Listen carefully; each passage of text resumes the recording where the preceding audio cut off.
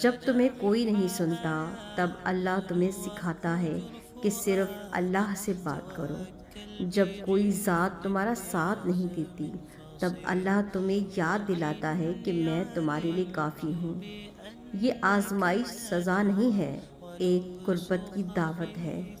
اللہ فرماتا ہے کہ ہم ضرور تمہیں آزمائیں گے، خوف سے، بھوک سے، مال سے اور جان کے نقصان سے، مگر صبر کرنے والوں کو خوشخبری دے دو۔ سورۃ البقرہ آیت نمبر 35۔ یعنی اگر تمہیں نقصان ہوا، اگر تم روئے، اگر تم اکیلے رہ گئے تو خوش ہو جاؤ، کیونکہ اللہ نے تمہیں ان لوگوں میں شامل کیا ہے جنہیں وہ خود آزمانا پسند کرتا ہے۔ تم دعا کرتے ہو اور جب دعا کا جواب نہیں آتا تم روتے ہو اور لگتا ہے جیسے سب کچھ خاموش ہے، لیکن حقیقت میں اللہ خاموش نہیں ہوتا، وہ تمہارے اندر کام کر رہا ہوتا ہے۔